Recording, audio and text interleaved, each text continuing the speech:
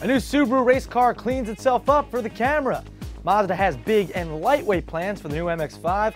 A famous Le Mans racer is found and sold for a lot of cashish and an expensive-ass multi-car crash in Japan. We also have commenter of the week, right, Chris? Yes, sir. What's up, everybody? I'm Derek D. You're watching Fastlane Daily on December 5th. It's the holiday season, so get out your eggnog and drink up. Or beer.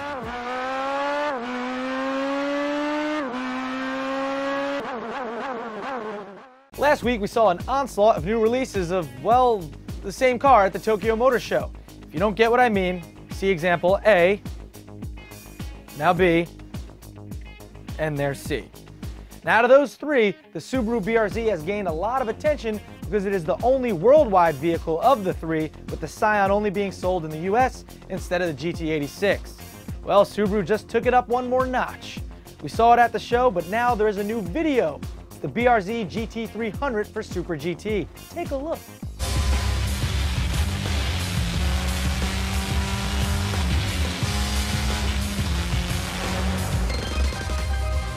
Few details on the new car, but yes, is what we say to that. Yes. Yes.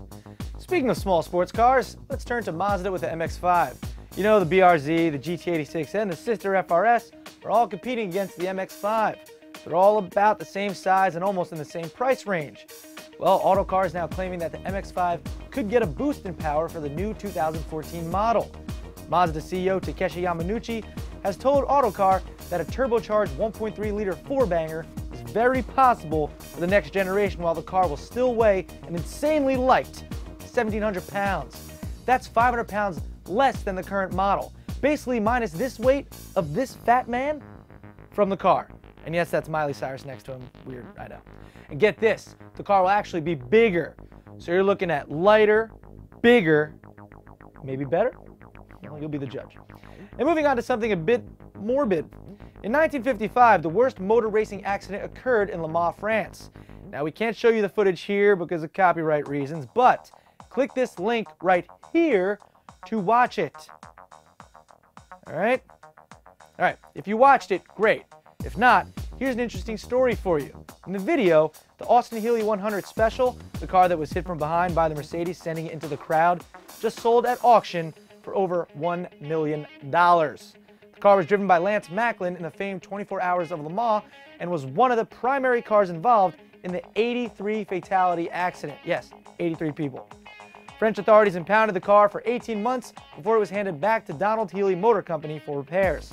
The car actually raced again in the 50s and 60s, but then went missing for 40 plus years.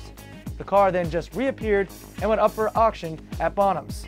$1 million for the car involved in one of the most legendary car accidents of all time.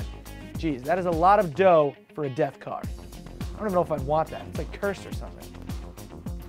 And speaking of massive car crashes, let's head to Japan, where 8 Ferraris, 3 Benzes, and 1 Lamborghini all were involved in the same accident on the same roadway at the same time. It all started with a group of foreign car enthusiasts driving in a caravan from Kyushu to Hiroshima on a wet, curved road. One Ferrari driver reportedly hit the median and started a chain reaction of accidents behind him. No one was seriously hurt, but it looks as if all cars involved were totaled. It took 6 hours to clean up the road and reopen it to public traffic. Can you say insurance collection for the win? Well, maybe not for the guy who caused the accident, maybe, but for the rest of them, they'll probably get, their money back. Still, it sucks. You guys know what time it is. 6:30 a.m. No, it's not. It's commenter of the week time. Yep.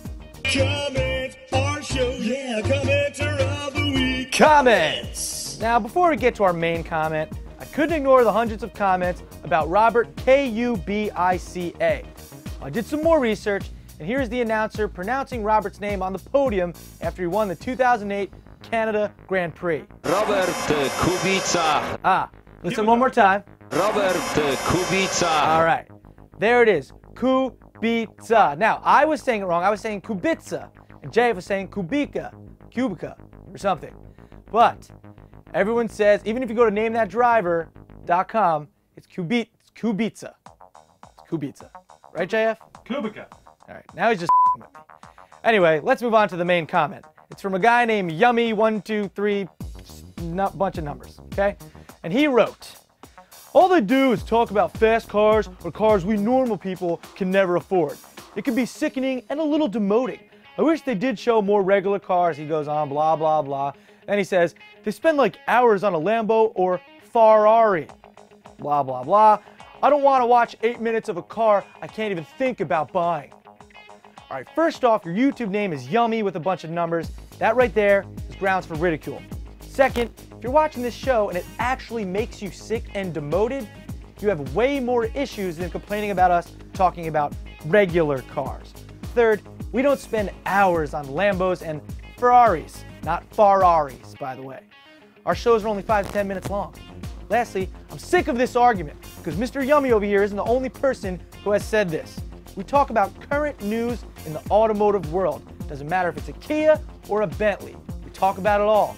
Plus, you have to understand that the high-end luxury cars and supercars all have technology and features that will eventually trickle down to the more economic brands. You see that? To trickle down. They're all doing the new, innovative, exciting stuff that we'll see in future, lesser expensive brands. You see what I'm saying? That's like us being a travel show, and instead of talking about the beautiful beaches in Hawaii, we're telling you about how glorious Camden, New Jersey is. So come on, man. We talk about everything here. So get off our backs. Toyotathon is going on. Go get yourself a new beige Corolla if you like. Let's show a picture of a Corolla. Woohoo! Yeah. I think they play MP3 CDs in that now. Well, that'll do it for Fastlane Daily today. I'm Derek D, and no, the D doesn't stand for douche. It does. So enjoy the rest of your Monday, internet world. Goodbye.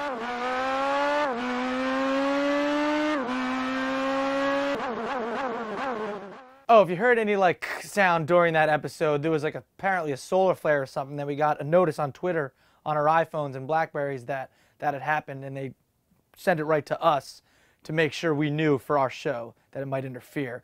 So obviously, don't drink and drive.